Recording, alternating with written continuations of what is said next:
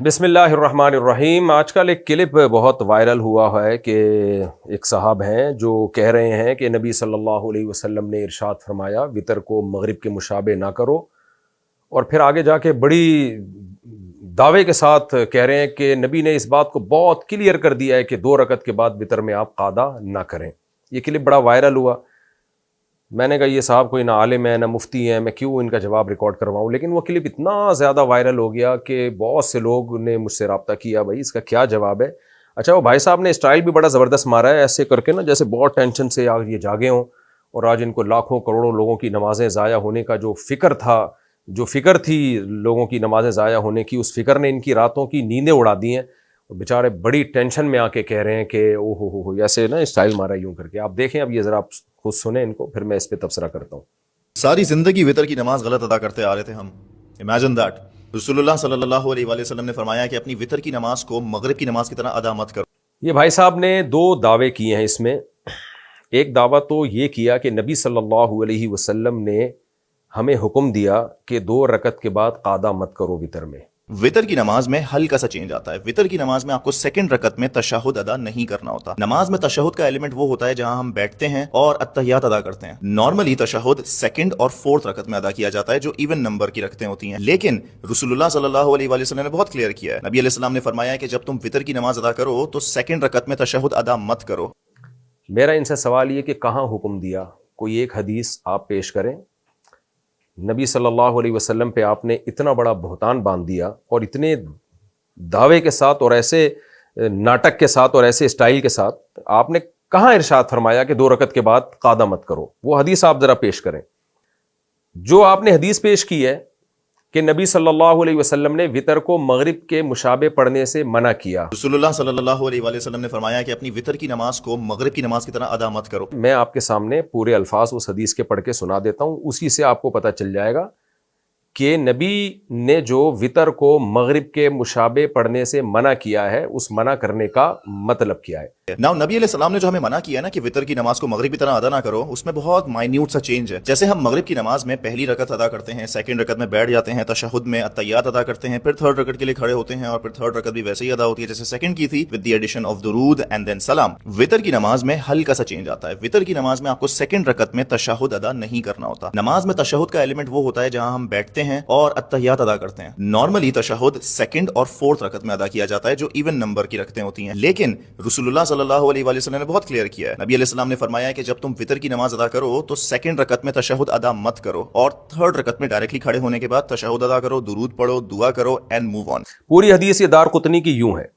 حدثنا عبد الله بن سليمان بن الأشعث قال حدثنا أحمد بن صالح قال حدثنا عبد الله بن وهب قال أنبأنا سليمان بن بلال قال وحدثنا أبو بكر النيسابوري قال حدثنا موهب بن يزيد بن خالد قال حدثنا عبد الله بن وهب قال حدثني سليمان بن بلال عن صالح بن كيسان عن عبد الله بن الفضل عن أبي سلمة بن عبد الرحمن وعبد الرحمن الأعرج عن أبي هريرة رضي الله عنه عن رسول الله صلى الله عليه وسلم قال لا توتروا بثلاث أوتروا بخمس أو بسبع ولا تشبهوا بصلاة المغرب۔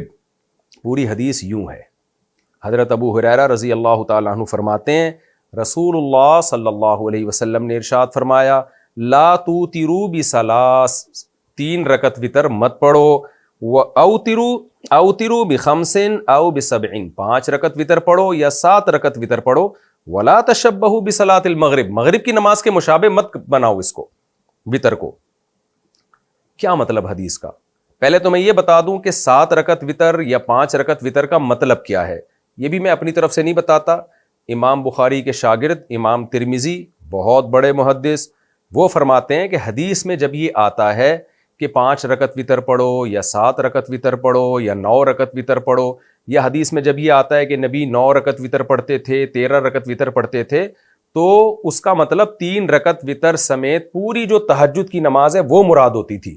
وطر اصل میں عربی میں کہتے ہیں آڈ کو، جو 2 پہ ڈیوائیڈ نہ ہو سکے، ایون آڈ، ایون کہتے ہیں جو 2 پہ ڈیوائیڈ ہو، آڈ جو 2 پہ ڈیوائیڈ نہ ہو۔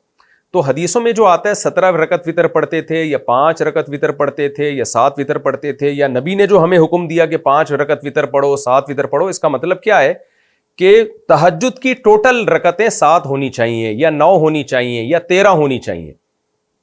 تو اس حدیث میں یہ پہلے میں امام ترمذی کا حوالہ دے دوں.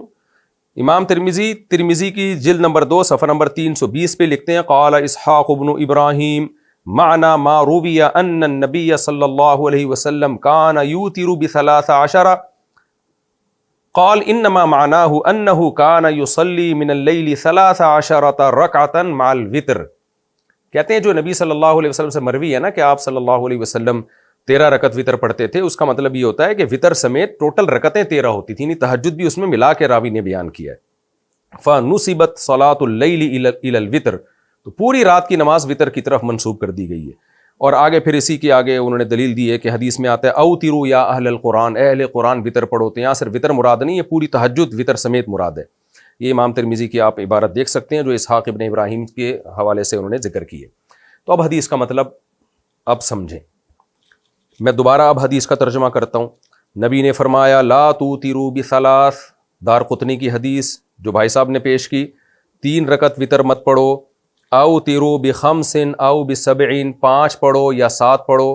اچھا اس میں تو 5 اور 7 ہے, دارقطنی ہی میں حضرت ابو ہریرہ سے آگے بھی ہے, وہ بھی میں پڑھ دیتا ہوں. حضرت ابو ہریرہ رضی اللہ تعالیٰ عنہ فرماتے ہیں, یہ دارقطنی شرح معانی الآثار میں حدیث نمبر 1739 اس میں ہے. حضرت ابو ہریرہ رضی اللہ تعالیٰ عنہ فرماتے ہیں لا توتروا بثلاث, 3 رکعت وطر مت پڑھو. تشبہوا بالمغرب, اس سے تم مغرب کے مشابہ بنا دو گے اس کو. بلکہ کیا کرو, ولیکن بلکہ لیکن, اوتروا بخمس, 5 رکعت وطر پڑھو. او بسبع, 7 پڑھو. او بتسع, یا 9 پڑھو. او ب11 یا 11 پڑھو. صاف پتہ چل گیا بھائی, اس کا مطلب ہے کہ صرف 3 نہیں پڑھو. ہوتا یہ ہے کہ مغرب کی نماز سے پہلے عام طور پر نوافل نہیں پڑھے جاتے, اگرچہ جائز ہیں, حدیث سے ثابت بھی ہیں, لیکن اس کی کوئی زیادہ ترغیب نہیں ہے اور معمول بھی عام طور پہ لوگوں کا نہیں ہوتا. تو نبی صلی اللہ علیہ وسلم فرما رہے ہیں کہ وطر بھی مغرب کی طرح مت پڑھو کہ صرف 3 رکعتیں, بلکہ وطر سے پہلے 2 رکعتیں یا 4 رکعتیں یا 6 رکعتیں یا 8 رکعتیں پڑھو, تاکہ پوری صلاۃ اللیل تمہاری کم سے کم 5 رکعتوں پر مشتمل ہو یا 7 رکعتوں پر مشتمل ہو یا 9 رکعتوں پر مشتمل ہو یا 11 رکعتوں پر مشتمل ہو. یعنی تہجد کا اہتمام کیا کرو, خالی وطر نہیں پڑھ لیا کرو رات کو اٹھ کے, اس سے پہلے نوافل بھی پڑھا کرو. تو یہ استحبابی حکم ہے, وجوبی حکم نہیں ہے, کیونکہ تہجد پڑھنا واجب نہیں ہے. تو یہ ترغیب دی جا رہی ہے کہ وطر سے پہلے بھی نماز ہونی چاہیے. اب دوبارہ حدیث کا میں ترجمہ کر دیتا ہوں آپ سے پوچھتا ہوں کہ اس کے علاوہ کچھ اور مطلب بنتا ہے تو آپ بتائیں. اب دیکھو حدیث کے الفاظ, حضرت ابو ہریرہ فرماتے ہیں لا توتروا بثلاث, 3 رکعت وطر مت پڑھو. اوتروا بخمس او بسبع, 7 پڑھو یا 5 پڑھو یا 7 پڑھو. ولا تشبہوا بصلاۃ المغرب, اسے مغرب کے مشابہ مت کرو. اور یہ جو دارقطنی کی روایت ہے, علامہ امام دارقطنی کہتے ہیں کلہم ثقات, یہ راوی اس کے سب ثقات ہیں. سنن دارقطنی حدیث نمبر 1650 سے صاف پتہ چل گیا بھائی, اس میں کہیں بھی نہیں ہے کہ 2 رکعت کے بعد قعدہ نہیں کرو, بلکہ وطر سے پہلے ہمیں تہجد کا اہتمام بھی کرنا چاہیے. اس حدیث کا ایک اور مفہوم بیان کیا گیا ہے.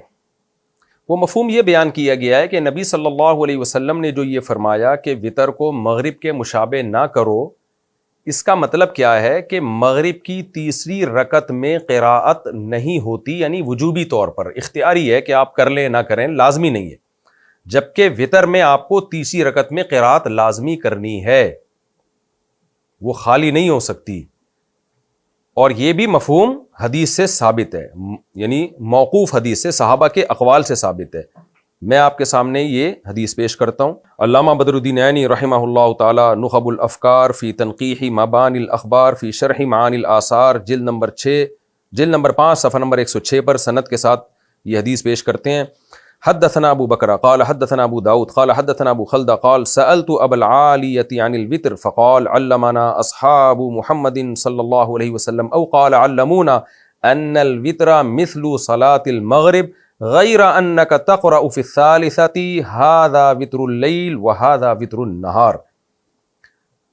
ابو العالیہ جو تابعی ہیں, یہ ابو العالیہ کون ہے تھوڑا سا انٹروڈکشن میں کرا دوں آپ کو. اور یہ ابو العالیہ جو تھے زمانے جاہلیت میں پیدا ہوئے, نبی صلی اللہ علیہ وسلم کے زمانے میں آپ نے اسلام قبول نہیں کیا, آپ صلی اللہ علیہ وسلم کی وفات کے 2 سال کے بعد آپ نے اسلام قبول کیا, اور پھر حضرت ابوبکر کی صحبت نصیب ہوئی, حضرت عمر کے پیچھے آپ نے نمازیں پڑھی, اور بہت سارے اصحاب نے آپ سے, بہت سارے احادیث کے جو راوی ہیں انہوں نے آپ سے حدیثیں لی, اتنے بڑے تابعی ہیں. یہ کہتے ہیں کہ ہمیں نبی صلی اللہ علیہ وسلم کے صحابہ نے یہ بات سکھائی, علمنا اصحاب محمد, محمد صلی اللہ علیہ وسلم کے ساتھیوں نے, صحابہ نے ہمیں یہ بات بتائی, ان الوتر مثل صلاۃ المغرب, کہ وتر بالکل مغرب کی نماز جیسی ہے, کوئی فرق نہیں ہے. غیر انک تقرأ فی الثالثہ, صرف ایک فرق ہے کہ وتر میں آپ کو تیسری رکعت میں قرات کرنی ہے. ھذا وتر اللیل وھذا وتر النہار, وہ دن کے وتر ہیں اور یہ جو ہم رات کو پڑھتے ہیں یہ رات کے وتر ہیں, سیم ہے. فرق کیا آ رہا ہے کہ تیسری میں قرات کرنی ہے وتر میں, مغرب میں تیسری میں قرات نہیں ہوتی. تو یہ مطلب ہے حدیث کا. اگر دوسرا مطلب ہم لیتے ہیں تو اس کی بھی تائید صحابہ کے آثار سے ہوتی ہے کہ نبی صلی اللہ علیہ وسلم نے یہ جو فرمایا کہ وتر کو مغرب کے مشابہ نہ کرو, تو اس کا مطلب کیا ہے کہ بالکل 100% مغرب کے جیسا نہیں بنانا آپ نے, تھوڑا سا فرق رکھنا ہے. وہ تھوڑا سا فرق کیا ہے کہ یا تو یہ فرق ہے کہ اس سے پہلے آپ نے نوافل بھی پڑھنے تہجد کے, یا یہ مطلب ہے کہ وتر کی تیسری رکعت میں آپ نے قراءت کرنی ہے, جبکہ مغرب میں عام طور پہ لوگ قراءت نہیں کرتے. اور سرسری غور سے ایک اور مطلب بھی سمجھ میں آتا ہے کہ مغرب کی نماز میں دعائے قنوت نہیں ہوتی, جبکہ وتر میں دعائے قنوت ہوتی ہے. وتر میں دعائے قنوت حدیث سے ثابت ہے. تو اتنے سارے مطلب نکل سکتے ہیں اور حدیث سے وہ مطلب ثابت ہیں. وہ ڈفرینس یعنی مغرب اور وتر میں اتنے سارے ڈفرینس حدیث سے ثابت ہیں, تو آپ ایک ہی ڈفرینس کو کیوں فوکس کر رہے ہو کہ جی قاعدہ نہیں کرنا آپ نے؟ یہ آپ کی اپنی تفسیر ہے. یہ تو بھائی صاحب نے جو دلائل دی ہیں یہ میں نے آپ کے سامنے پیش کر دی ہے, جس میں انہوں نے کتنی زبردست ایکٹنگ کی ہے کہ جیسے برِ صغیر میں اب تک ہم گھاس کھاتے رہے ہیں. بھائی اگر کوئی مسئلہ اختلافی ہو تو آپ ایک تو عامی آدمی اس کو بیان ہی نہ کرے, عالم بیان کرے اور اعتدال سے بیان کر دے کہ ہمارے سامنے یہ دلیل ہے جس کی بیس پہ ہم یہ کہتے ہیں, اور دیگر فقہا کے سامنے وہ دلیل ہے جس کی بیس پہ وہ یہ لوگ وہ رائے رکھتے ہیں. تو اب میں چلتا ہوں اسماعیل بھائی کی طرف, ہمارے دوست ہیں. اچھا ان صاحب نے جو ہے نا قنوت کا مسئلہ بھی اٹھایا کہ ہم جو قنوت پڑھتے ہیں اللہم انا نستعینک کا, یہ قنوت بھی غلط پڑھتے رہے ہیں. قنوت تو اللہم اہدنا فیمن ہدیت ہے, اس پر میں آخر میں آتا ہوں. پہلے میں چلتا ہوں مسقط, ہمارے دوست ہیں اسماعیل بھائی, انہوں نے مجھے حدیث بھیجی. انہوں نے کہا مفتی صاحب میں تو حنفی تھا, ہمارے باپ دادا سب حنفی تھے, ہم 2 رکعت کے بعد تشہد پڑھ کے سلام پھیرے بغیر کھڑے ہو جایا کرتے تھے. تو اب میرے سامنے حدیث آئی ہے, حضرت عائشہ رضی اللہ تعالی عنہا فرماتی ہیں کہ نبی صلی اللہ علیہ وسلم وتر کی 2 رکعت کے بعد قعود نہیں کیا کرتے تھے, اور امام مسلم نے علامہ نووی نے اس حدیث کو صحیح قرار دیا ہے, اور یہ حدیث سنن نسائی میں بھی ہے اور بہقی میں بھی ہے. تو اس میں تو صاف ہے, حضرت عائشہ رضی اللہ تعالیٰ عنہ فرماتی ہیں کہ نبی صلی اللہ علیہ وسلم وتر کی 2 رکعت کے بعد قاعدہ نہیں کیا کرتے تھے. تو میں اس وقت اسماعیل بھائی سے مخاطب ہوں اور ان کے توسط سے اور بھی بہت ساری دنیا کے مسلمانوں سے میں مخاطب ہوں کہ جو وتر کے بعد 2 رکعت کے بعد قاعدے کو ناجائز سمجھتے ہیں, اور سمجھتے ہیں کہ اگر کسی نے 3 رکعت وتر پڑھنے ہیں تو 2 رکعت کے بعد وہ سیدھا کھڑا ہو جائے, بیٹھے نہیں وہ. تو ان سے میں اب مخاطب ہوں. دیکھیں پہلی بات تو یہ ہے کہ میں ابھی جو دلائل دے رہا ہوں وہ اس بات کے دلائل نہیں کہ 1 رکعت الگ سے پڑھنے جائز ہیں یا نہیں, وتر کے 2 رکعتوں کے بعد قاعدہ کر کے سلام پھیرنا جائز ہے یا نہیں, یہ ایک الگ ٹاپک ہے, اس پر میں الگ سے کلپ ریکارڈ کرواؤں گا انشاءاللہ. ابھی میرا ہدف یہ ہے, میرا ٹاپک یہ ہے کہ اگر کوئی شخص 3 رکعت وتر پڑھ رہا ہے تو 2 رکعتوں کے بعد قاعدہ کرے گا یا قاعدہ نہیں کرے گا, اس مسئلے کو کلیئر کر رہا ہوں. قاعدہ کر لیا تو سلام پھیرے گا کہ نہیں پھیرے گا, یہ ایک الگ ٹاپک ہے. ابھی یہ کہ اکٹھے 3 وتر اگر کوئی پڑھ رہا ہے تو 2 رکعتوں کے بعد قاعدہ کرے گا یا نہیں کرے گا. ہمارا دعویٰ یہ ہے کہ وہ قاعدہ کرے گا اور سلام پھیرے بغیر کھڑا ہو جائے گا وہ. تو اب اسماعیل بھائی آپ سے میں مخاطب ہوں, آپ میرے مخاطب ہیں کہ یہ جو آپ نے حدیث پیش کی ہے یہ آپ دیکھ سکتے ہیں اسکرین پہ. حضرت عائشہ رضی اللہ تعالیٰ عنہا سے روایت ہے کہ سعد ابن ہشام کو حضرت عائشہ کہہ رہی ہیں آپ صلی اللہ علیہ وسلم وتر کی 2 رکعتوں کے بعد بیٹھتے نہیں تھے. اسماعیل بھائی اس حدیث کی جو سند ہے نا وہ ہے عن قتادہ عن زرارہ ابن اوفا عن سعد ابن ہشام عن عائشہ. یہ سند یاد رکھیں, بہت کام آئے گی آپ کے. حضرت قتادہ روایت کرتے ہیں حضرت زرارہ سے, زرارہ روایت کرتے ہیں سعد ابن ہشام سے, اور سعد ابن ہشام روایت کرتے ہیں حضرت عائشہ سے. یہ ہے حدیث کی سند. یہ سند اٹھائیں اور آپ صحیح مسلم میں سرچ کریں, پھر دیکھیں پوری حدیث کیا ہے. تو میں اب آپ کو اسی سند کے ساتھ یہی حدیث میں لے جاتا ہوں صحیح مسلم میں، اور دیکھتے ہیں امام مسلم نے اس کو کن الفاظ میں نقل کیا ہے، پوری حدیث کیا ہے۔ اب میں آپ کے سامنے صحیح مسلم کی پوری حدیث پڑھ کے سناتا ہوں۔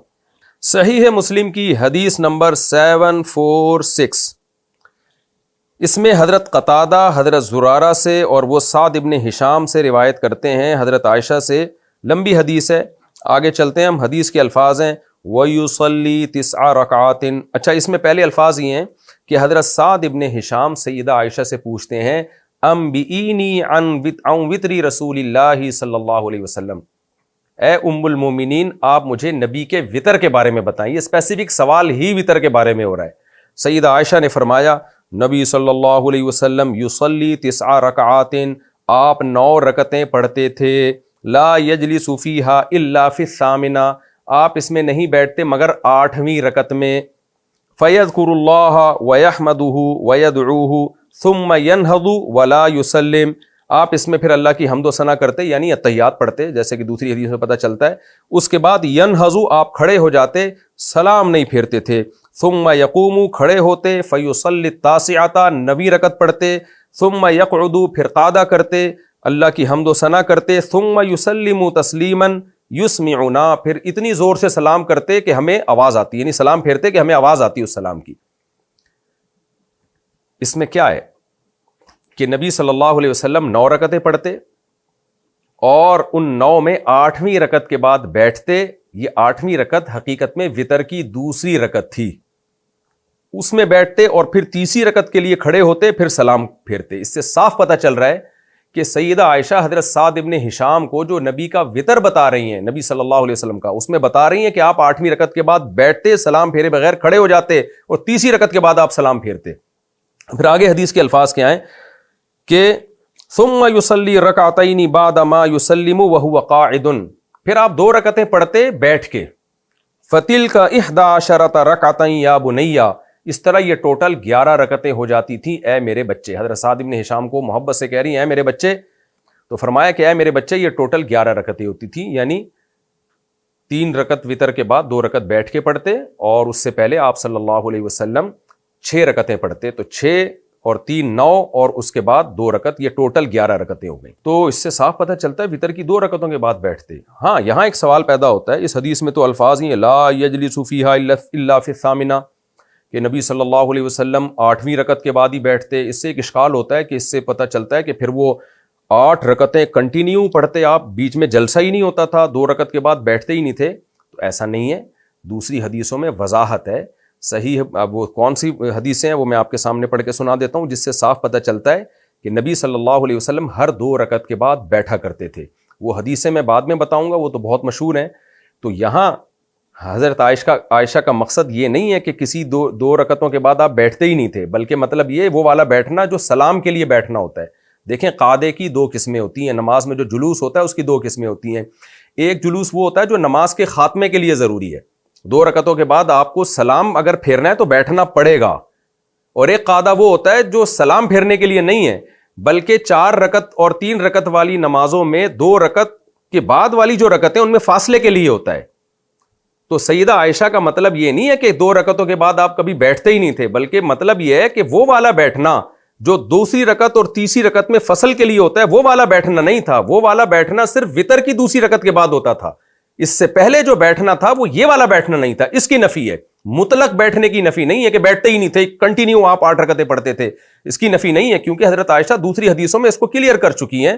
وہ حدیثیں بھی میں آپ کے سامنے پڑھ کے سنا دیتا ہوں۔ یہ صحیح ہے بخاری، صحیح مسلم کی متفق علیہ صحیح حدیث ہے۔ حضرت عائشہ رضی اللہ تعالیٰ عنہ فرماتی ہیں کہ ما کان یزید فی رمضان ولا فی غیری علی 11 رکعۃ یصلی 4 رکعات فلا تسأل عن حسنہن وطولہن ثم یصلی 4، 4 رکعتیں پڑھتے، پھر نبی 4 رکعتیں پڑھتے۔ تو 4 کا کیا مطلب ہے؟ سب شارح یہی بتاتے ہیں کہ یا تو یہ 4 ایک سلام سے ہوتی تھیں اور 2 قعدے ہوتے تھے، یا یہ ہوتا تھا کہ 2 رکعت کے بعد سلام پھرتے، پھر 2 رکعت کے بعد سلام پھر کے آرام کرتے، یعنی 4 رکعت کے بعد بہرحال قعدہ ہوتا تھا۔ دوسری حدیث صحیح ہے بخاری کی، حدیث نمبر 946 جس میں عبداللہ بن عمر فرماتے ہیں کہ نبی صلی اللہ علیہ وسلم سے پوچھا کہ رات کی نماز کے بارے میں، فقال رسول اللہ صلی اللہ علیہ وسلم صلاۃ اللیل مثنا مثنا، رات کی نمازیں دو دو رکعتیں کر کے ہیں۔ اس سے صاف پتہ چلتا ہے کہ ہر 2 رکعت کے بعد قادہ ہوتا تھا۔ اسی طرح عبداللہ بن عباس رضی اللہ تعالی عنہ کی روایت ہے جس میں حضرت عبداللہ بن عباس، صحیح بخاری حدیث نمبر 947، حضرت عبداللہ بن عباس رضی اللہ عنہ فرماتے ہیں کہ نبی صلی اللہ علیہ وسلم نے تہجد میں صلی رکعتین، 2 رکعتیں پڑھی، ثم رکعتین، پھر 2 رکعتیں پڑھی، ثم رکعتین، پھر 2 رکعتیں پڑھی، ثم رکعتین، پھر 2 رکعتیں پڑھی، ثم رکعتین، ثم اوتر، پھر اس کے بعد آپ نے وتر پڑھے۔ تو 2 رکعتیں کر کے ہے۔ تو اب ان بخاری کی حدیثوں کو مسلم کی حدیثوں کے ساتھ ملائیں، مسلم کی حدیث کے ساتھ، تو صاف پتہ چل جائے گا حضرت عائشہ جو یہ کہہ رہی ہیں کہ نبی 9 رکعتیں پڑھتے تھے اور 8ویں کے بعد بیٹھتے تھے، تو یہاں بیٹھنے کا مطلب وہ والا بیٹھنا جو دوسری رکعت اور تیسری رکعت میں فصل کے لیے ہوتا ہے۔ تو اس میں صاف پتہ چل رہا ہے کہ نبی صلی اللہ علیہ وسلم وتر کی دوسری رکعت کے بعد بیٹھتے تھے۔ اسماعیل بھائی اب آپ دیکھیں، آپ نے جو حدیث پیش کی ہے وہ ہے بہقی کی، اسی سند سے میں جو حدیث پیش کر رہا ہوں وہ ہے صحیح مسلم کی۔ اس میں صاف ہے کہ نبی 2 رکعتوں کے بعد قادہ کیا کرتے تھے۔ اب یا تو ہم اس صحیح مسلم کی حدیث کی بیس پر بہقی کی حدیث کو رد کر دیں کہ بھائی وہ اس کے ٹکر کی نہیں ہے لہذا اس کو قبول نہیں کیا جائے گا، یا اس کی کوئی مناسب تعویل کر لیں۔ تو رد کرنے سے بہتر ہے تعویل کر لیں۔ وہ تعویل کیا ہے؟ سیدہ عائشہ نے جو فرمایا کہ نبی وتر کی 2 رکعتوں کے بعد بیٹھتے نہیں تھے، اس بیٹھنے کا مطلب وہ والا بیٹھنا جو سلام پھیرنے کے لیے بیٹھنا ہوتا ہے۔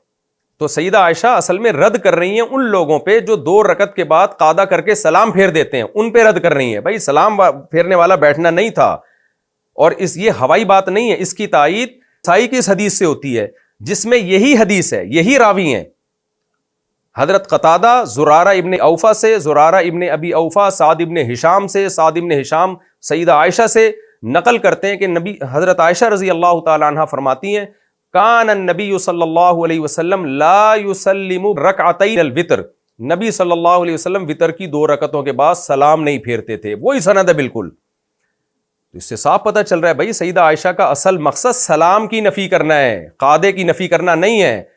تو اس کی نفی کے لیے مبالغتاً یہ فرمایا کہ وہ والا قادہ ہوتا ہی نہیں تھا کہ جس میں سلام ہوتا ہے، بلکہ قادے کے بعد سلام پھیرے بغیر آپ اٹھ جایا کرتے تھے۔ تینوں حدیثیں سیدہ عائشہ بیان کر رہی ہیں، حضرت عائشہ سے سعد ابن ہشام بیان کر رہے ہیں، سعد ابن ہشام سے زرارہ ابن اوفا بیان کر رہے ہیں، زرارہ ابن اوفا سے حضرت قتادہ بیان کر رہے ہیں۔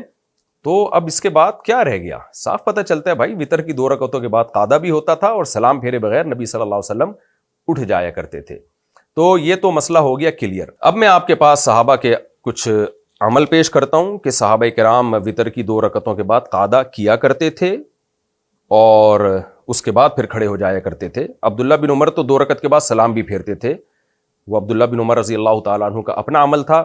اس کے دلائل کیا ہیں اور اس کا جواب کیا ہے وہ میں کسی اور کلپ میں انشاءاللہ ریکارڈ کرواؤں گا۔ ابھی تو میں اس کو فوکس کر رہا ہوں کہ اگر کسی نے 3 رکعتیں پڑھنی ہیں تو 2 رکعت کے بعد وہ قادہ کرے گا، حدیث سے یہی بات ثابت ہے۔ سب سے پہلے تو وہی حدیث جو علامہ عینی نے سند کے ساتھ، اس حدیث کے سارے راوی صحاح 6 کے راویوں میں سے ہیں، یعنی صحاح 6 کے تمام مصنفین نے ان حدیث کے راویوں سے حدیثیں نکالی ہیں۔ بخاری، مسلم، امام ابو داؤد، سب کتابوں میں ان حدیث کے اس کے راوی موجود ہیں، سوائے ابو خلدہ جن کا نام خالد ابن دینار ہے۔ ان کی حدیث صحیح مسلم اور ابن ماجہ میں نہیں ملتی، باقی اس حدیث کے جو باقی راوی ہیں وہ سب میں ملتے ہیں ہمیں۔ تو اور یہ جو ابو خلدہ ہیں باقیوں نے ان سے حدیثیں لی ہیں، باقی صحاح 6 کے مؤلفین نے۔ تو یہ کیا فرماتے ہیں؟ کہتے ہیں کہ علمنا اصحاب محمد صلی اللہ علیہ وسلم، ہمیں نبی کے ساتھیوں نے، صحابہ نے بتایا ان الوتر مثل صلاۃ المغرب، کہ وتر مغرب کی نماز کی طرح ہے۔ تو مغرب کے میں 2 رکعت کے بعد قادہ ہوتا ہے بھائی، تو یہاں بھی بتا رہے ہیں کہ ہمیں صحابہ نے یہی سکھایا کہ وتر بالکل مغرب کی طرح ہے۔ فرق کیا ہے؟ غیر انک تقرأ فی الثالثۃ، آپ وتر میں تیسری رکعت میں بھی پڑھتے ہیں، ھذا وتر اللیل وھذا وتر النہار، یہ رات کے وتر ہیں اور وہ دن کے وتر ہیں، مغرب کی نماز دن کے وتر ہیں۔ اس سے صاف پتہ چلتا ہے کہ وتر مغرب کی طرح ہی ہیں، دونوں میں قادہ ہوتا ہے، اس میں بھی قادہ ہوگا۔ ہم حضرت عمر رضی اللہ تعالیٰ عنہ کے قول کی طرف چلتے ہیں۔ بہقی نے روایت کیا، حدیث نمبر 4808۔ امام بہقی کہتے ہیں اخبرنا ابو عبداللہ الحافظ قال انبأ احمد بن محمد بن صالح السمرقندی قال حدثنا ابو عبداللہ محمد بن نصر قال حدثنا ابو جعفر الدارمی قال حدثنا حبان بن ہلال قال حدثنا یزید بن زرع قال حدثنا حبیب المعلم قال قیل للحسن ان ابن عمر رضی اللہ عنہما کان یسلم فی الرکعتین من الوتر فقال کان عمر افقہ من کان ینہض فی الثالثۃ بالتکبیر۔ امام بہقی اپنی سند سے، جو بالکل صحیح سند ہے، کہتے ہیں کہ حضرت حسن سے کسی نے پوچھا کہ عبداللہ ابن عمر رضی اللہ تعالی عنہ وتر کی 2 رکعتوں کے بعد سلام پھیر دیا کرتے تھے، تو حضرت حسن نے فرمایا کان عمر افقہ من، حضرت عمر میں فقاہت عبداللہ بن عمر سے زیادہ تھی، اپنے بیٹے سے زیادہ تھی۔ عمر کیا کرتے تھے؟ ینہض فی الثالثۃ بالتکبیر، وہ تو تیسری رکعت میں تکبیر کہہ کے کھڑے ہو جایا کرتے تھے۔ اس سے صاف پتہ چل رہا ہے حضرت حسن کا مقصد کیا ہے۔ کہنے والا کہہ رہا ہے کہ وہ 2 رکعت کے بعد سلام پھیرتے تھے، تو حضرت حسن سلام کی نفی کر رہے ہیں کہ حضرت عمر سلام نہیں پھیرتے تھے، وہ تو 2 رکعت کے بعد کھڑے ہو جایا کرتے تھے، یعنی سلام پھیرے بغیر کھڑے ہو جایا کرتے تھے۔ اس سے قادے کی نفی نہیں ہے بلکہ قادے کا اس بات ہو رہا ہے، اس لیے کہ اگر حضرت عمر قادہ ہی نہ کر رہے ہوتے تو حضرت حسن کہتے تم سلام کی بات کر رہے ہو، حضرت عمر تو قادہ بھی نہیں کرتے تھے، وہ تو 2 رکعتوں کے بعد بیٹھتے ہی نہیں تھے، بلکہ بتا رہے ہیں کہ وہ سلام نہیں پھیرتے تھے بلکہ کھڑے ہو جایا کرتے تھے تیسری رکعت کے لیے۔ اور اگر آپ اسی پہ مصر ہیں کہ نہیں جی حضرت حسن کا مقصد یہ ہے کہ قادہ ہی نہیں کرتے تھے، ڈائریکٹ کھڑے ہو جاتے تھے، اور اول تو حدیث کے صاف سیاق و سباق سے پتہ چل رہا ہے کہ حضرت حسن کا یہ مقصد نہیں ہے۔ میں دوبارہ ترجمہ کر دیتا ہوں، دیکھیں ان سے کہا جا رہا ہے عبداللہ بن عمر 2 رکعتوں کے بعد سلام پھیرتے تھے، یعنی سلام پھیرتے تھے، تو کیا یہ گویا سلام پھیرنا درست ہے؟ یہ سوال کیا جا رہا ہے۔ تو حضرت حسن کیا فرما رہے ہیں؟ نہیں بھائی، حضرت عمر تو 2 رکعتوں کے بعد کھڑے ہو جایا کرتے تھے، یعنی سلام پھیرے بغیر کھڑے ہو جایا کرتے تھے، یعنی وہ سلام نہیں پھیرتے تھے۔ اس سے صاف پتہ چل رہا ہے کہ قادہ ہوتا تھا۔ اور پھر بھی اگر آپ کہتے ہیں کہ نہیں جی یہ جو ینہضو کا لفظ ہے اس کا مطلب یہی ہے کہ ڈائریکٹ کھڑے ہو جایا کرتے تھے، تو اس کے جواب میں صحیح مسلم کی وہی حدیث آپ کی خدمت میں دوبارہ پیش کروں گا جو ابھی میں نے حضرت عائشہ کی پیش کی ہے۔ اس میں سیدہ عائشہ رضی اللہ تعالی عنہ کیا فرما رہی ہیں؟ نبی صلی اللہ علیہ وسلم وتر کی 2ری رکعت کے بعد بیٹھتے تھے، حدیث کے الفاظ ہیں 8ویں رکعت کے بعد، جو تہجد کی 8ویں ہوتی تھی، وتر کی 2ری، اور اس میں بھی بالکل یہی الفاظ ہیں کہ نبی صلی اللہ علیہ وسلم بیٹھتے تھے، اتحیات پڑھتے، ثم ینہض ولا یسلم، پھر آپ کھڑے ہو جایا کرتے تھے، سلام نہیں پھیرتے تھے۔ تو اس میں سیدہ عائشہ کہہ رہی ہیں لا یجلس فیہا الا فی الثامنہ، 8ویں کے بعد آپ بیٹھتے تھے اور ثم ینہض، نہوض کرتے تھے اور سلام نہیں پھیرتے تھے، تو وہاں بھی نہوض کا مطلب بیٹھنے کے بعد نہوض ہے۔ تو حضرت عمر کی والی اس سے جو منقول حدیث ہے اس میں بھی نہوض کا مطلب بغیر قعود کے نہوض نہیں ہے، مراد کیا ہے؟ سلام پھیرے بغیر ڈائریکٹ کھڑے ہو جانا۔ تو حضرت عمر سے بھی یہ ثابت ہو گیا کہ آپ 2 رکعتوں کے بعد سلام نہیں پھیرتے بلکہ تیسری رکعت کے لیے کھڑے ہو جایا کرتے تھے۔ تو اور ویسے بھی اگر حضرت عمر 2 رکعت کے بعد قعدہ نہ کرتے ہوتے تو ابو العالیہ جو اتنے جلیل القدر تابعی ہیں، جو حضرت عمر کے پیچھے آپ نے نمازیں پڑھی ہیں، وہ یہ کیوں کہہ رہے ہیں کہ ہمیں صحابہ نے یہ بتایا کہ وتر مغرب کی طرح ہے، بلکہ وہ کہتے ہیں کہ ہمیں عمر بن خطاب نے یہ بتایا کہ وتر مغرب کی طرح نہیں ہے، وتر میں قعدہ نہیں ہوتا اور مغرب میں قعدہ ہوتا ہے۔ تو ان کا کہنے کا مقصد یہ تھا کہ ظاہری شباہت میں، ظاہری شکل و صورت میں وتر میں اور مغرب کی نماز میں کوئی فرق نہیں ہے۔ اس سے بھی تائید ہوتی ہے کہ حضرت عمر نے 2ری رکعت کے بعد قعدہ کیا ہے اور اس کے بعد کھڑے ہوئے۔ اسی طرح عبداللہ بن مسعود رضی اللہ تعالیٰ عنہ سے بھی صحیح سند کے ساتھ یہ بات منقول ہے۔ حضرت عبداللہ بن مسعود فرماتے ہیں کہ وتر اللیل 3 کا وتر النہار، رات کے وتر 3 ہیں جیسے کہ دن کے وتر ہیں، یعنی وہ بھی اسی طرح ہی پڑھے جائیں گے جیسے دن میں وتر پڑھے جاتے ہیں، 2 رکعت پھر اس کے بعد قعدہ پھر تیسری رکعت۔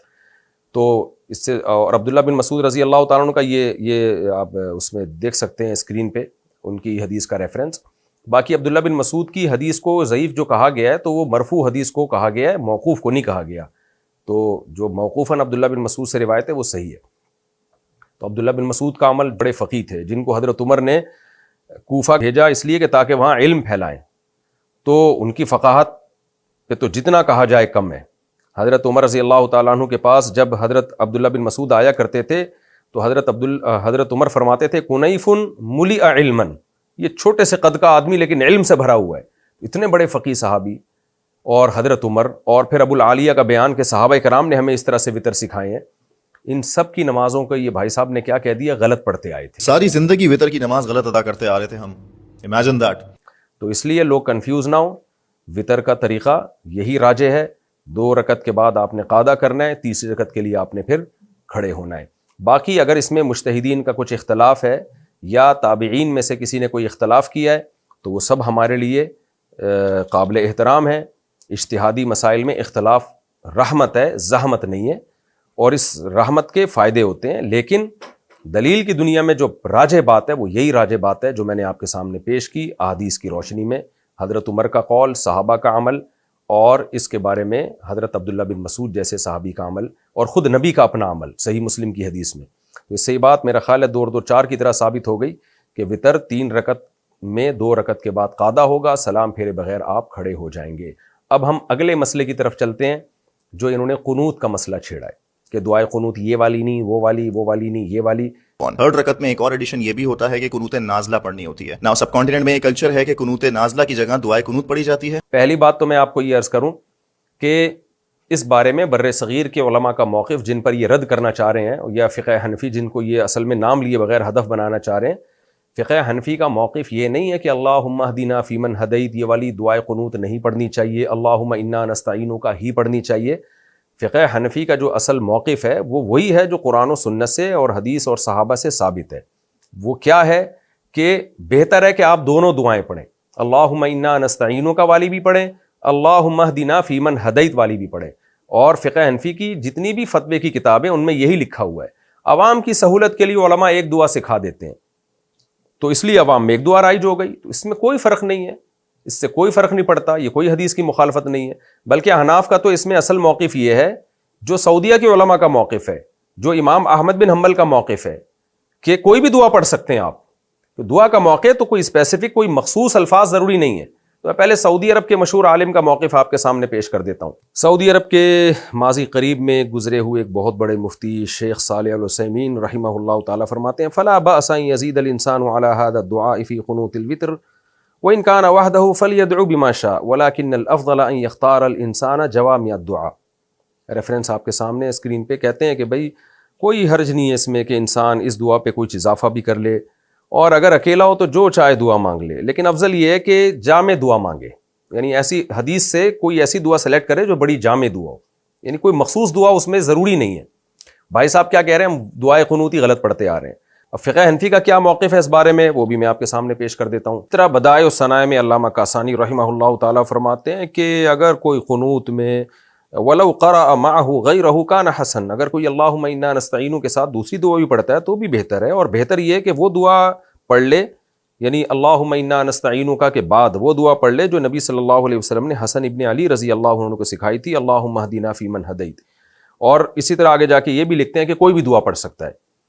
تو خلاصہ یہ نکلا کہ یہ کوئی اتنا بڑا مسئلہ نہیں ہے جس میں انہوں نے لوگوں کو کنفیوژن میں ڈال دیا کہ یہ والی قنوت ہے وہ والی نہیں ہے. دونوں قنوت حدیث سے ثابت ہیں. ہمارے نزدیک بہتر یہ ہے کہ پہلے اللہم انا نستعینک والی دعا پڑھ لے، اس کے بعد اللہم اہدنا فیمن ہدیت پڑھ لے. اور اس بارے میں علماء کے فتاوی موجود ہیں، سب کچھ حدیث سے ثابت ہے. ہاں یہ ایک سوال پیدا ہوتا ہے کہ جب صحیح حدیث سے یہ بات ثابت ہے کہ نبی نے حضرت حسن ابن علی رضی اللہ تعالیٰ عنہ کو یہ دعا سکھائی اللہم اہدنا فیمن ہدیت، تو اس صحیح حدیث کے ہوتے ہوئے اللہم انا نستعینک والی حدیث کو لانے کی ضرورت ہی کیا ہے، بلکہ اس کو افضل قرار دینے کی ضرورت کیا ہے؟ اس کا جواب میں آپ کو دیتا ہوں. پہلی بات تو یہ کہ دیکھیں حدیث کی 2 قسمیں، ایک حدیث مرفوع، ایک حدیث موقوف. حدیث موقوف کہتے ہیں صحابی کا قول، اور صحابی کا قول اگر غیر مدرک بالقیاس ہو، یعنی غیر مدرک بالقیاس تھوڑی گاڑی ٹرم ہے، یعنی ایسی چیز ہو جس میں ہمیں یقین ہو کہ یہ صحابی اپنی طرف سے نہیں کہہ سکتے، نبی سے سنے بغیر یہ کہہ نہیں سکتے، تو صحابی کا وہ قول بھی بحکم حدیث ہی ہوتا ہے. تو عبداللہ ابن مسعود رضی اللہ تعالیٰ عنہ سے مصنف ابن ابی شیبہ حدیث نمبر 29708 عبداللہ بن مسعود رضی اللہ تعالیٰ عنہ سے روایت ہے. عبد الرحمن کہتے ہیں علمنا ابن مسعود ان نقول فی القنوت یعنی فی الوتر اللہم انا نستعینک ونستغفرک. جو پوری دعائے قنوت ہے یہ حضرت عبداللہ بن مسعود نے سکھائی اپنے شاگردوں کو. عبداللہ بن مسعود یہ نبی سے سنے بغیر سکھا نہیں سکتے، بلکہ عبداللہ بن مسعود چونکہ فقیہ ہیں تو احناف کا ایک اصول ہے کہ جب ایک روایت کوئی فقیہ صحابی بیان کریں اور ایک روایت غیر فقیہ بیان کریں تو فقیہ کی روایت کو ترجیح ہوتی ہے، اس لیے کہ جو غیر فقیہ ہیں وہ تو نبی کا قول سنا آگے بیان کر دیا، فقیہ وہ بات بیان کریں گے جو ان کی نظر میں راجح ہوگی.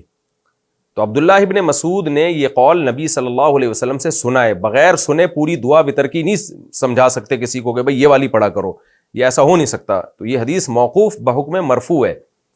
اور باقاعدہ اپنے شاگردوں کو سکھا رہے ہیں. تو یہ سکھانا بھی اس کی علامت ہے کہ عبداللہ بن مسعود کی نظر میں یہ والی حدیث زیادہ راجح تھی. اس اثر پر ایک اشکال کیا گیا ہے حضرت عبداللہ بن مسعود کے کہ اس کی سند میں ضعف ہے. مان لیتے ہیں سند میں ضعف ہے, لیکن عبداللہ بن مسعود کے اقوال کو جتنا ابراہیم نخعی رحمہ اللہ تعالیٰ سمجھتے تھے, علم حدیث کے طلبہ جانتے ہیں اور علم فقہ کے, اتنا کوئی بھی نہیں. تو ابراہیم نخعی رحمہ اللہ تعالیٰ, جن کا نام امام بخاری جگہ جگہ بڑے احترام سے لیتے ہیں, جلیل القدر تابعین میں آپ کا شمار ہوتا ہے, وہ بھی ان سے بھی یہی روایت ہے. مصنف ابی شیبہ کی حدیث نمبر 29709, اس میں ابراہیم نخعی سے مروی ہے کہ وہ وطر کے قنوت میں کیا پڑھا انہوں نے, اللہم انا نستعینک ونستغفرک. تو اس اثر سے اس اثر کی تائید ہو رہی ہے, حضرت ابراہیم نخعی کے اس قول سے عبداللہ بن مسعود کے اس قول کی تائید ہو رہی ہے کہ ہمیں وطر میں اللہم انا نستعینک پڑھنا چاہیے. اب یہاں ایک سوال پیدا ہوتا ہے, جب نبی نے حضرت حسن بن علی کو سکھائی اللہم اہدنا فیمن ہدیت, اور عبداللہ بن مسعود کو سکھائی اللہم انا نستعینک, تو پھر آپ اللہم انا نستعینک والی کو ترجیح کیوں دے رہے ہیں بھائی؟ آپ اس کو ترجیح کیوں نہیں دے رہے جو حسن ابن علی رضی اللہ تعالیٰ عنہ کو سکھائی ہے؟ اس کا جواب یہ ہے کہ بھائی ہر ایک کے ترجیح دینے کا مختلف طریقہ ہوتا ہے. بعض فقہا نے اس کو ترجیح دی اللہم اہدنا فیمن ہدیت, اس بیس پہ کہ نبی نے سیدنا حسن کو سکھائی ہے, لیکن احناف نے اس بیس پہ ترجیح دی ہے کہ اللہم انا نستعینک والی دعا پہلے قرآن کا حصہ تھی, آسمان سے نازل ہوئی تھی, قرآن کی سورت تھی جس کی تلاوت کو منسوخ کیا گیا. کہتے ہیں یہ الفاظ جو پہلے قرآن کا حصہ تھے لیکن اللہ نے اس کی تلاوت کو منسوخ کر دیا, لیکن بہرحال آسمان سے نازل ہوئے تھے, وہ وحی ہے مطلوع تھے, تو اس کو وحی ہے غیر مطلوع پہ ترجیح ہوگی. اور شاید عبداللہ بن مسعود نے بھی اس اللہم انا نستعینک کو اسی وجہ سے ترجیح دی ہے. تبھی اللہم انا نستعینک والی دعا اور اسی دعا میں جو آگے الفاظ آتے ہیں اللہم ایاک نعبد, ان کو باقاعدہ دو سورت کہا جاتا تھا. تو یہ بات کہ نبی یہ باقاعدہ پہلے قرآن کا حصہ تھی, ان کی تلاوت منسوخ ہے, یہ کس نے ذکر کی؟ میں اس کا اب آپ کے سامنے ریفرنس پیش کرتا ہوں. مصنف عبد الرزاق حدیث نمبر 5109, اس میں عبید ابن عمیر راوی ہے, کہتے ہیں کہ انہما سورتان من القرآن, کہ یہ دو قرآن کی صورتیں تھیں. کون سی؟ اللہم انا نستعینک, اور آگے جو الفاظ آتے ہیں اللہم ایاک نعبد ولک نصلی, یہ دو الگ الگ صورتیں تھیں قرآن کی. حضرت عبداللہ بن مسعود رضی اللہ تعالیٰ عنہ کے مصحف میں تھیں. وَأَنَّهُ يُوتِرُ بِهِمَا كُلَّ لَيْلَةٍ, اور حضرت عبداللہ بن مسعود وطر میں دونوں صورتوں کو پڑھا کرتے تھے.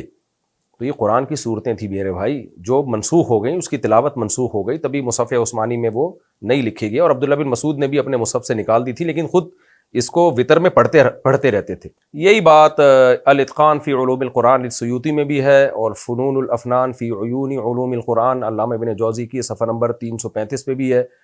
اس میں بھی یہی ہے کہ حضرت ابی ابن کعب رضی اللہ تعالی عنہ ان دونوں کو اپنے مصحف میں باقاعدہ صورتوں کی طرح لکھتے تھے. یعنی عبداللہ بن مسعود کے پاس جو مصحف تھا اس میں بھی یہ دو, یعنی دعائے قنوت تو ایک ہے لیکن اس کے دو پارٹ ہیں, ایک اللہم انا نستعینک سے شروع ہو رہا ہے اور ایک اللہم ایاک نعبد سے. تو یہ دونوں پارٹس باقاعدہ قرآن کی صورتیں تھیں. حضرت ابی ابن کعب جو مشہور قاری تھے ان کے مصحف میں بھی یہ تھیں, اور عبداللہ بن مسعود کے مصحف میں بھی تھیں. ان کی تلاوت منسوخ ہو گئی, لیکن یعنی جو قرآن کے طور پہ تلاوت منسوخ ہو گئی, تو پھر ایک دعا بن گئی ہیں, یعنی قرآن نہیں رہی ہیں. پھر اب اس کو قرآن میں ہم شامل نہیں کر سکتے, لیکن اتنی بات تو ثابت ہو گئی نا بھائی کہ بہرحال یہ قرآن کا حصہ رہی ہیں. تو احناف اس کو اس لیے ترجیح دیتے ہیں کہ بے شک اس کی تلاوت منسوخ ہو گئی, لیکن ان کا نزول ڈائریکٹ آسمان سے ہوا اور اللہ کا کلام بن کے یہ دونوں نازل ہوئی ہیں. اور بھی مزید دلائل ہیں اس پہ کہ یہ دونوں قرآن کی صورتیں تھیں, کیونکہ ان کو دو صورتوں سے تعبیر کیا گیا ہے. اس کے بارے میں مزید روایتیں آپ کے سامنے پیش کرتا ہوں. مصنف عبد الرزاق حدیث نمبر 5110, جس میں آپ اسکرین پہ پوری حدیث سند کے ساتھ دے سکتے ہیں. میمون ابن مہران حضرت ابی ابن کعب سے روایت کرتے ہیں کہ وہ یہ دعا پڑھا کرتے تھے اللہم انا نستعینک ونستغفرک, پوری دعا لکھی ہوئی ہے آگے. اس طرح شرح معانی الاثار میں امام طحاوی رحمہ اللہ تعالی سند پیش کرتے ہیں. عبداللہ ابن عباس رضی اللہ عنہ سے روایت ہے کہ حضرت عمر ابن خطاب رضی اللہ تعالی عنہ کان یقنت بسورتین, دو صورتوں کے ساتھ قنوت پڑھا کرتے تھے. وہ صورتیں کیا تھیں؟ اللہم ایاک نعبد اور اللہم ایاک نستعین. تو ان کو دو صورتیں کہا جا رہا ہے باقاعدہ. عبداللہ بن عباس اس کو سورت سے تعبیر کر رہے ہیں اور کہہ رہے ہیں حضرت عمر رضی اللہ تعالیٰ عنہ یہی قنوت پڑھا کرتے تھے. اس طرح محمد ابن نصر حضرت سفیان سے نقل کرتے ہیں قال کانوا یستحبون ان یجعلوا فی قنوت الوتر ہاتین السورتین مختصر قیام اللیل. محمد ابن نصر صفحہ نمبر 321. حضرت سفیان سے مروی ہے کہ صحابہ کرام مستحب سمجھتے تھے کہ وطر کے قنوت میں یہ 2 صورتیں پڑھا کریں, اللہم انا نستعینک اور اللہم ایاک نعبد. تو اسلاف سے نقل کر رہے ہیں کہ وہ بہتر سمجھتے تھے کہ ان 2 صورتوں کو, یعنی گویا صورت تو قرآن کی صورت کو کہا جاتا ہے, اس سے صاف پتہ چلا ان کا اس پر تو تقریباً اتفاق ہو گیا کہ یہ باقاعدہ قرآن کی 2 صورتیں تھیں اور صحابہ کرام اس کو پسند بھی کرتے تھے.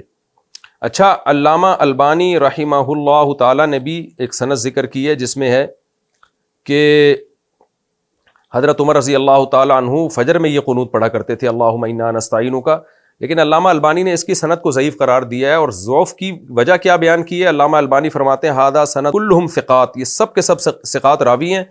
لولا عنعنۃ ابن جریج لکان حریا بالصحہ, اگر اس میں ابن جریج کی تدلیس نہ ہوتی تو یہ حدیث صحیح ہوتی. یہاں علامہ البانی رحمہ اللہ سے ایک تسامح ہوا ہے, انہوں نے ابن جریج کو مدلس کہا, ابن جریج مدلس راوی ہیں, لیکن یہاں ابن جریج عطا سے روایت کر رہے ہیں, اور حضرت عطا سے جب ابن جریج عن کے ساتھ روایت کرتے ہیں تو وہ عن کے سے ہونے کے باوجود مقبول ہوتی ہے. امام طبری رحمہ اللہ بھی سند سے اپنی سند سے بیان کرتے ہیں میمون ابن مہران سے حضرت ابی ابن کعب کی قرات کے بارے میں کہ ابی ابن کعب اللہم انا نستعینک اور آگے پوری دعا ہے وہ پڑھا کرتے تھے. تو ان سے اتنی واضح احادیث ہیں جس کتنے سارے صحابہ ہیں جو یہی والی قنوت پڑھا کرتے تھے اور اس کو باقاعدہ قرآن کی صورت قرار دیا کرتے تھے. اسی وجہ سے امام احمد ابن حنبل نے بھی ان کو جو دعائے قنوت ہم پڑھتے ہیں اس کو قرآن کی 2 صورتیں کہا ہے. اور امام احمد بن حنبل سے 2 قول ہیں اس بارے میں کہ کون سی والی دعائے قنوت پڑھی جائے. میں امام احمد بن حنبل کا قول پڑھ کے آپ کو سنا دیتا ہوں. امام احمد بن حنبل یہ امام بخاری کے استاذ ہیں, یہ بات ذہن میں رکھیں, اور امام بخاری سے زیادہ بڑے فقیہ ہیں. امام بخاری بھی فقیہ تھے لیکن امام احمد بن حنبل کے لیول کے فقیہ نہیں تھے. یہی وجہ ہے کہ امام ترمذی جب حدیث کی سند کی بحث کرتے ہیں اور حدیث کو صحیح یا ضعیف قرار دینا ہوتا ہے تو امام بخاری کا ریفرنس دیتے ہیں, لیکن جب کوئی فقہی مسئلہ بیان کرتے ہیں تو کہیں بھی امام بخاری کا ریفرنس نہیں دیا. اس میں امام احمد کی بات کریں گے یا امام ابو حنیفہ کی بات کریں گے یا امام شافعی کی بات کریں گے یا امام مالک کی بات کریں گے یا عبداللہ بن مبارک کی بات کریں گے. تو ہم دیکھتے ہیں امام احمد بن حنبل کیا فرماتے ہیں. فقہ حنبلی کی مشہور کتاب الانصاف فی معرفت الراجح من الخلاف جلد نمبر 2 صفحہ نمبر 171 پہ ہے. اعلم ان الصحیح من المذهب انه يدعو في القنوت بذلك كله قال الامام احمد. کہتے ہیں کہ صحیح مذہب یہ ہے, یعنی فقہ حنبلی کا جو صحیح رائے ہے وہ یہ ہے کہ جتنی دعائیں حدیث میں ہیں وہ سب کی سب پڑھ سکتا ہے. امام احمد بن حنبل نے فرمایا یدعو بدعاء عمر, وہ دعا پڑھے جو حضرت عمر پڑھا کرتے تھے, اللہم انا نستعینک, آگے پوری دعا. اسی طرح امام احمد نے فرمایا کہ وہ دعا پڑھے جو حضرت حسن کو نبی نے سکھائی, اللہم اہدنا فیمن ہدیت. یعنی امام احمد پہلے اللہم انا نستعینک والی ذکر کر رہے ہیں, اس کے بعد اللہم اہدنا والی. پھر آگے فرماتے ہیں واقتصر بعض الاصحاب علی دعاء اللہم اہدنا فیمن ہدیت. بعض ہمارے اصحاب یعنی فقہ حنبلی کے علماء نے کہا کہ صرف اللہم اہدنا فیمن ہدیت پڑھے. اور پھر آگے خود الانصاف کے مؤلف کہتے ہیں کہ امام احمد ایک روایت میں کہتے ہیں کہ بہتر یہی ہے کہ صرف اللہم اہدنا پڑھ لے, یہ بھی ٹھیک ہے. دوسری روایت میں کہتے ہیں کہ یستحب بالصورتین, بہتر یہ کہ اللہم انا نستعینک پڑھے اور اللہم ایاک نعبد والی جو ہم پڑھتے ہیں. یعنی امام احمد سے بھی اس بارے میں 2 روایتیں, ایک روایت یہ کہ اللہم اہدنا پڑھے, دوسری روایت یہ کہ اللہم انا نستعینک پڑھے. لیکن اس میں اہم بات یہ ہے کہ امام احمد نے بھی اس کو 2 صورتیں قرار دیا, یعنی وہ کہہ رہے ہیں بہتر ہے وہ 2 صورتیں پڑھ لیں. تو اس سے خلاصہ کیا نکلا کہ دونوں دعائیں حدیث سے ثابت ہیں. یہ کوئی اتنا پیچیدہ مسئلہ نہیں تھا کہ بھائی صاحب نے کلپ بنا کے عوام کو ڈال دیا اور کنفیوز کر دیا کہ بر صغیر کے علماء جو اب تک کرتے آ رہے ہیں وہ تو غلط کرتے آ رہے ہیں. اصل دعا تو یہ ہے. دعائے قنوت از اللہم انا نستعینک و نستغفرک, اینڈ قنوت نازلہ از اللہم اہدنی فیما ہدیت. یہ 2 ڈفرنٹ دعائیں ہیں. بچپن سے ہمیں بتایا جا رہا ہے کہ 2nd رکعت میں بیٹھنا ہے, اتحیات پڑھنا ہے, پھر 3rd رکعت میں کھڑے ہونا ہے, اور پھر 3rd رکعت میں رکوع میں جانے سے پہلے دعائے قنوت پڑھنی ہے. لیکن نبی علیہ السلام کی سنت تھی کہ وہ قنوت نازلہ پڑھا کرتے تھے. بھائی دونوں دعائیں حدیث سے ثابت ہیں, بہتر ہے دونوں دعائیں پڑھے. دونوں نہیں پڑھ سکتا تو ہماری رائے میں اللہم انا نستعینک والی پڑھ لے, کیونکہ وہ قرآن کا حصہ تھی, وہ عبداللہ بن مسعود نے سکھائی, ابی بن کعب نے سکھائی, حضرت عمر وہ پڑھا کرتے تھے. اور اگر کسی کی رائے یہ کہ اللہم اہدنا پڑھ لے تو بھی ٹھیک ہے. میرا مقصد تو صرف یہ بتانا ہے کہ یہ بھائی صاحب ٹھیک نہیں ہے جو لوگوں میں بلا وجہ کی کنفیوژن پیدا کر رہے ہیں. وما علینا الا البلاغ.